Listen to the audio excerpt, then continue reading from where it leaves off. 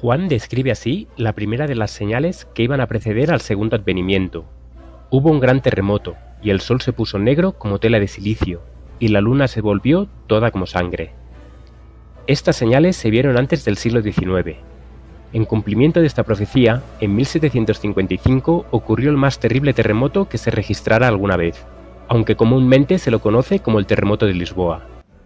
Abarcó por lo menos 10 millones de kilómetros cuadrados. La conmoción fue casi tan violenta en África como en Europa, pero fue en España y Portugal donde la sacudida alcanzó su mayor violencia. En Lisboa, en unos 6 minutos murieron 60.000 personas.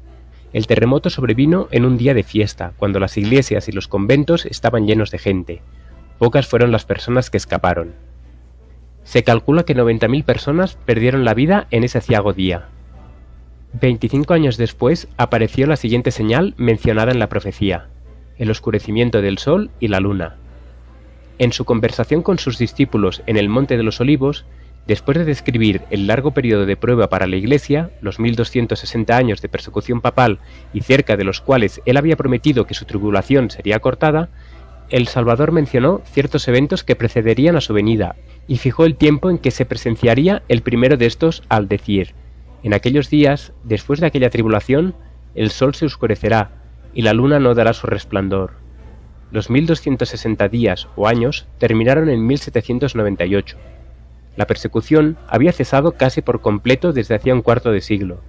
Después de esta persecución, según las palabras de Cristo, el sol se oscurecería, y el 19 de mayo de 1780 se cumplió esta profecía. El día oscuro, el más inerrable oscurecimiento de todo el cielo y la atmósfera visibles en Nueva Inglaterra. A eso de las 9 de la mañana, un denso nubarrón negro se extendió por todo el firmamento e hizo tan oscuro el día como suele serlo en verano a las 9 de la noche. La oscuridad alcanzó su mayor densidad poco después de las 11 de la mañana. En la mayor parte del país fue tanta la oscuridad durante el día que la gente no podía decir qué hora era ni por reloj de bolsillo ni por reloj de pared. Tampoco podía comer o atender los quehaceres domésticos sin las velas prendidas. La intensa oscuridad del día fue seguida 1 o 2 horas antes del ocaso por un cielo diáfano. Apareció el sol y después de la puesta del sol las nubes volvieron a apiñarse y oscureció muy rápido. La oscuridad de la noche no fue menos extraña y terrorífica que la del día. Un testigo ocular en la escena dice: en ese momento no pude sustraerme a la idea de que si todos los cuerpos luminosos del universo hubiesen quedado envueltos en una sombra impenetrable o suprimidos por completo, las tinieblas no podrían haber sido más intensas. Aunque esa noche la luna llegó a su plenitud a las 9, no logró en lo más mínimo disipar las sombras sepulcrales. Después de medianoche desapareció la oscuridad, y cuando la luna volvió a verse, parecía de sangre. El 19 de mayo de 1780 figura en la historia como el día oscuro. Desde tiempos de Moisés no se ha registrado jamás periodo alguno de oscuridad tan densa y de igual intensidad y duración. La descripción que de este evento han hecho los historiadores no es más que un eco de las palabras del Señor, expresadas por el profeta Joel 2500 años antes de su cumplimiento. El sol se convertirá en tinieblas y la luna en sangre antes que venga el día grande y espantoso de Jehová. Cristo había mandado a sus discípulos que se fijasen en las señales de su advenimiento y que se alegrasen cuando viesen las señales de que su rey venía. Dijo: cuando estas cosas comiencen a suceder, erguíos y levantad vuestra cabeza, porque vuestra redención está cerca. Llamó la atención de sus seguidores a los árboles que brotan en primavera, y dijo: cuando ya brotan, viéndolo, sabéis por vosotros mismos que el verano está cerca. Así también vosotros, cuando veáis que suceden estas cosas, sabed que está cerca el reino de Dios. Pero a medida que el espíritu de humildad y devoción en la Iglesia fue dando lugar al orgullo y el formalismo, se enfriaron el amor a Cristo y la fe en su venida. Absorbido por la mundanalidad y la búsqueda de placeres, el profeso pueblo de Dios fue quedando ciego a las instrucciones del Señor concernientes a las señales de su regreso. La doctrina de la segunda venida había sido descuidada. Los pasajes de las Escrituras que se refieren a ella fueron oscurecidos por falsas interpretaciones, hasta quedar ignorados y olvidados casi por completo. Tal fue el caso especialmente en las iglesias de Norteamérica.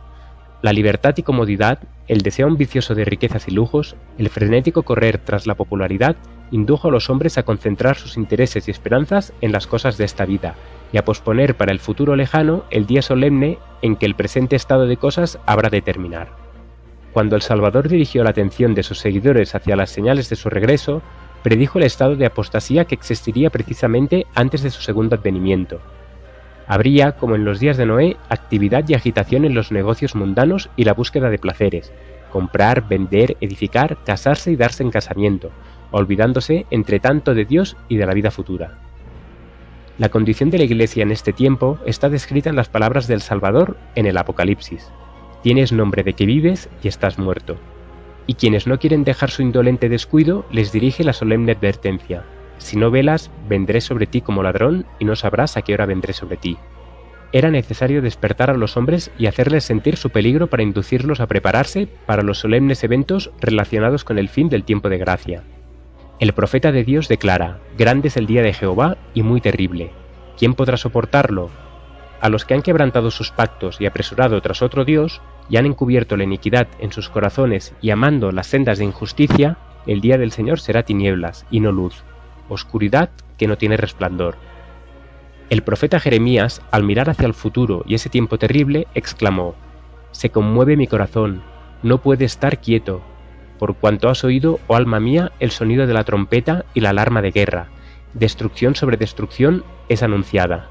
Día de ira es aquel día, día de apretura y de angustia, día de devastación y desolación, día de tinieblas y de espesa oscuridad, día de nubes y densas tinieblas, día de trompeta y de grito de guerra. He aquí que viene el día de Jehová para convertir la tierra en desolación, y para destruir de en medio de ella a sus pecadores. Ante la perspectiva de ese gran día, la palabra de Dios exhorta a su pueblo del modo más solemne y expresivo a que despierte de su letargo espiritual, y a que busque su faz con arrepentimiento y humillación. Tocad trompeta en Sión, tiemblen todos los moradores de la tierra, porque viene el día de Jehová, porque está ya cercano. Proclamad riguroso ayuno, convocad asamblea solemnísima, reunid al pueblo, congregad a los ancianos, juntad a los muchachos y hasta los niños de pecho, lloren los sacerdotes y ministros de Jehová. Volveos a mí de todo vuestro corazón, con ayuno también, y con llanto, y con lamentos. Rasgad vuestros corazones y no vuestros vestidos, y volveos a Jehová vuestro Dios, porque Él es clemente y compasivo, lento en iras y grande en misericordias. Debía realizarse una gran obra de reforma para preparar a un pueblo que pudiese subsistir en el día de Dios. El Señor vio que muchos de los que profesaban pertenecer a su pueblo no edificaban para la eternidad, y en su misericordia iba a enviar una advertencia para despertarlos de su estupor e inducirlos a prepararse para la venida del Señor.